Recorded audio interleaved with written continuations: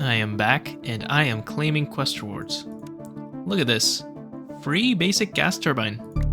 That is pretty nice. Not only that, I have everything I need to finish off diesel.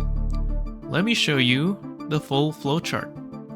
Oh my god, it has been a while since I did a flowchart. If you're one of the few people watching who actually found my channel through FTB interactions and not GTNH, I do a lot of flowcharts.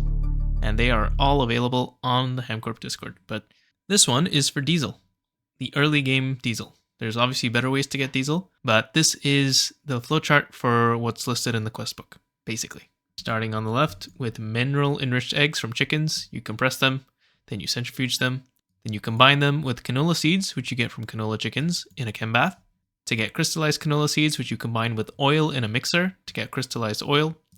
That needs to be distilled in 2 different ways to get heavy and light fuel, which you mix to get diesel. Overall, it's a pretty simple chain. It is also kind of the first processing line, so I wouldn't expect it to be very complex. Now, I am going to spend some time making some machines. I'm going to make them all at the base voltage because I haven't looked at how good the EU profit is. And I don't really want to risk making a bunch of MV machines and then losing a bunch of EU. Besides, I haven't actually made any MV machines yet. Mostly because it's a little difficult to afford to run the blast furnace to make aluminium. Which is the whole point. That's why I'm doing all of this. Wow, this has been like 4 episodes of Rabbit Hole. But cool, we're almost there. So I'm going to spend a bunch of time making an absolute ton of machines. And also building out a large section here for oil refining, and then we can put it together.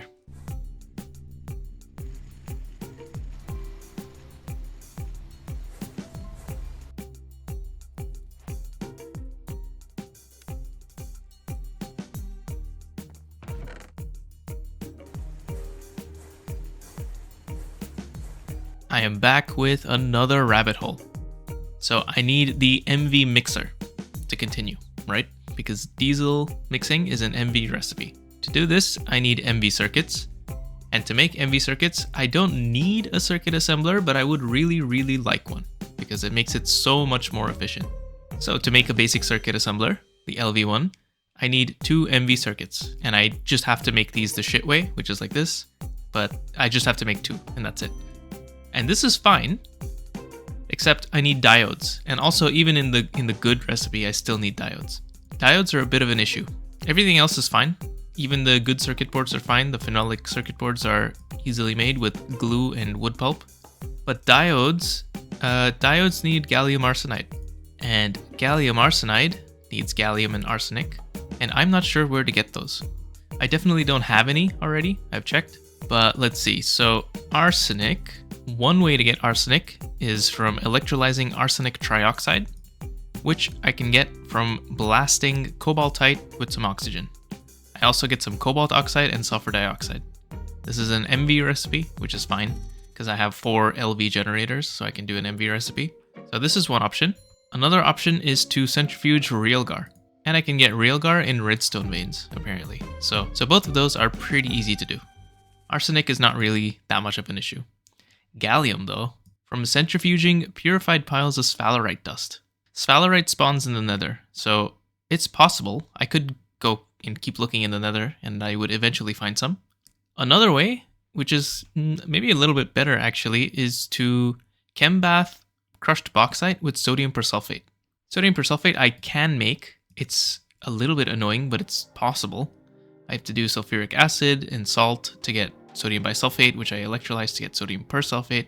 But bauxite, I have already found a vein in the nether. And this is a 70% chance of gallium, so I think I'm probably going to do it this way. I'm not going to automate sodium persulfate just yet, but I probably should in the future.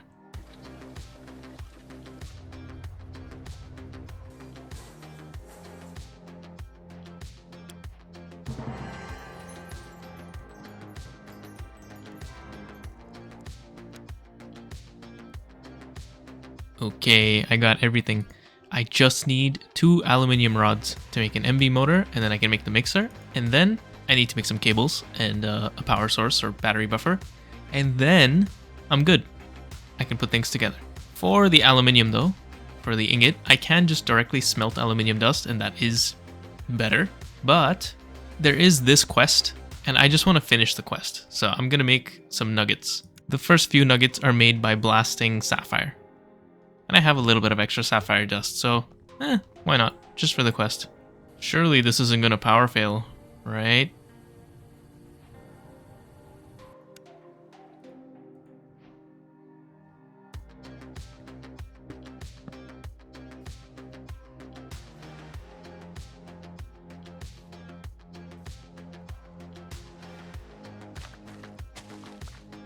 All right, oil processing wing.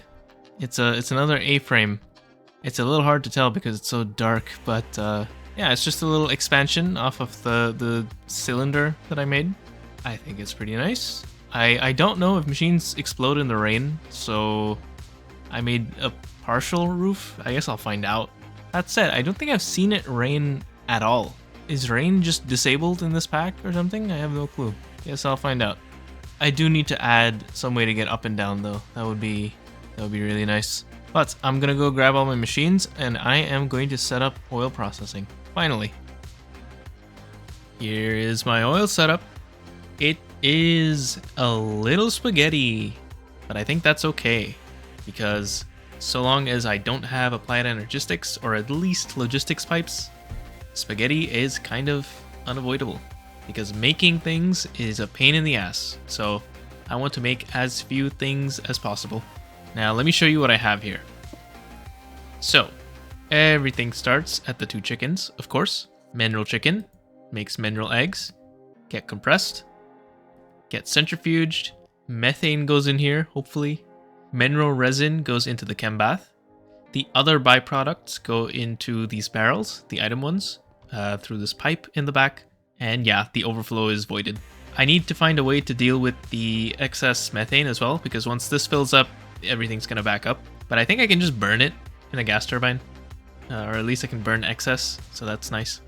Next, the canola seeds get combined with the mineral resin to get crystallized canola seeds, which are put into the mixer where it's combined with oil to make crystallized oil, which then gets sent into the 2 distilleries to be turned into light and heavy fuel.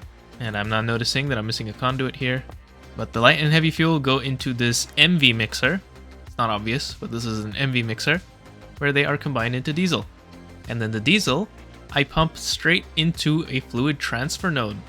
It might be a bit smarter for me to put it into a buffer and then into the transfer node, but this is how I'm going to be getting my diesel around the base. I'm going to use GPS markers and this transfer node set to 1000. So it's the maximum transfer speed. And yeah, this is how everything is going to get powered around the base, at least for now. Eventually, this is probably not going to be able to keep up, but yeah. Oh god. Skeletons in this pack are seriously way too strong, to be honest. Like, the fire rate is insane. And it knocks you back, so you can't even, like, get close to them. Anyway, as for powering things, that's a bit more difficult, because, well, yeah, I don't really have an MV source of power until I make some diesel. So what I'm going to do is juggle this little battery around until I get my first little batch of diesel, and then everything should be self-sustaining after that. Oh, there's a transformer here, by the way. This is going to be 2 combustion gens. I only have the 1 at the moment because if I make my first cell of diesel, I get a free combustion gen. So I only made 1. The second one is just basically going to go down here or down here. And yeah, that's how this whole setup is going to work. It obviously is not going to scale well, but at the same time, I don't really need it to. I think this should be plenty for a while. I'm not particularly interested in scaling things until I get to, you know, applied energistics or at least logistics pipes, which is soon. And while this happens, by the way, let me just say that I can make some nice stuff now. I can make modular storage. This was gated by the nether, remember? Because nether quartz. Or at least I thought it was, but apparently you can get nether quartz without going to the nether. But anyway, I've been to the nether, so this is not an issue. I can do this.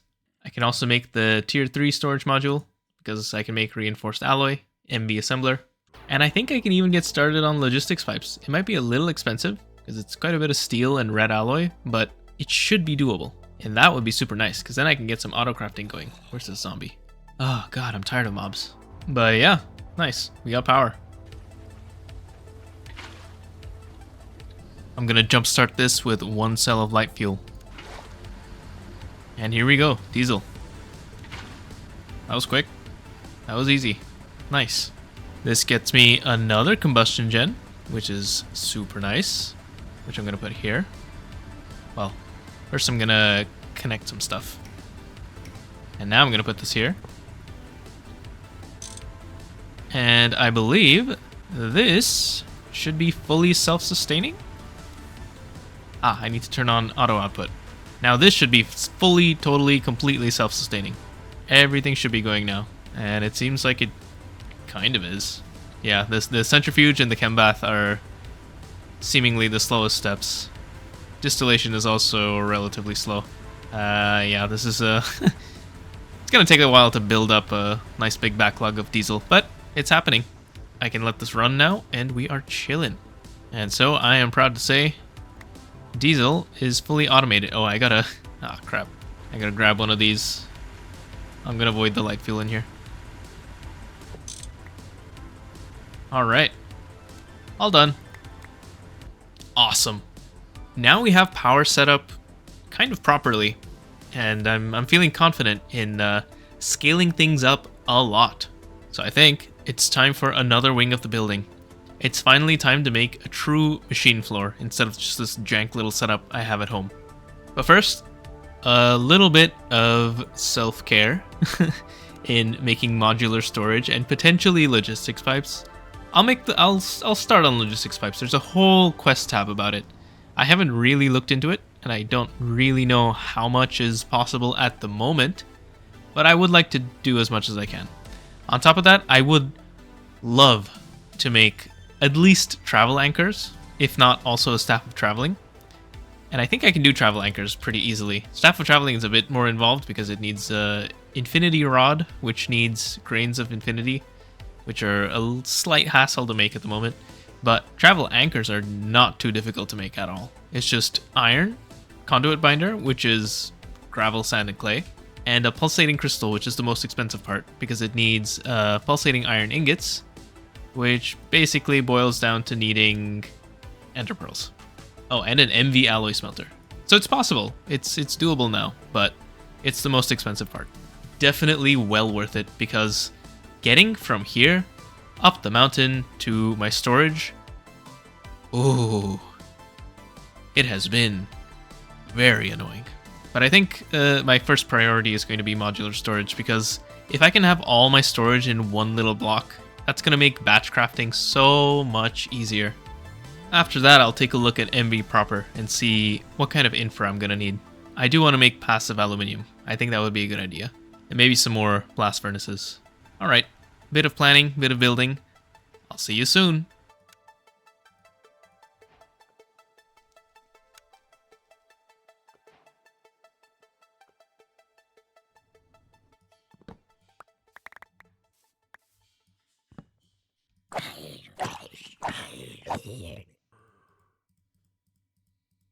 Alright, built out another expansion.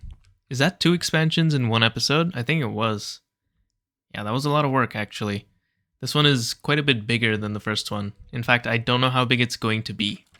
So I haven't closed off the roof because I'm not sure how tall I want this to actually be. I may want it to be really tall.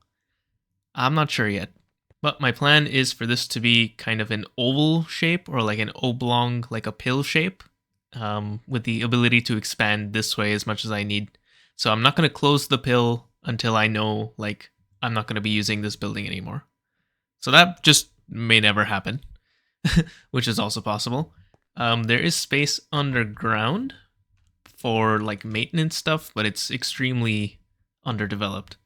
But I think all the machines right now are going to go in this big machine floor. I think it does cross chunk boundaries, so is a Lapatronic supercapacitor even a thing here? No, but there are... Wait, what? It's called the power substation here. Okay, it's the same thing, I think. Yeah, it is. It's totally the same thing. So, the power substation is going to have to cross chunk boundaries because of how I've built this. That's fine. It's a GregTech machine. Not afraid. But if it does turn out that GTCEU does not like chunk boundaries being crossed, then maybe I'll put it in this corner or something. That's also fine. I don't mind that. I could even have a second one and then have each row of machine have its own power substation. That's an idea. But yeah, this is what I'm going to be working on in the next episode. And between episodes, I'm going to spend a bunch of time blasting aluminium and steel and getting my hands on some rubber, some copper. I'm basically going to batch craft a bunch of components. And then I'm going to start off the next episode with a bang by finishing off the MV components and MV circuits quests. And probably the whole suite of MV machines. It might just end up being MV in one episode again. But I guess we'll see. See you next time. I haven't said that in a while.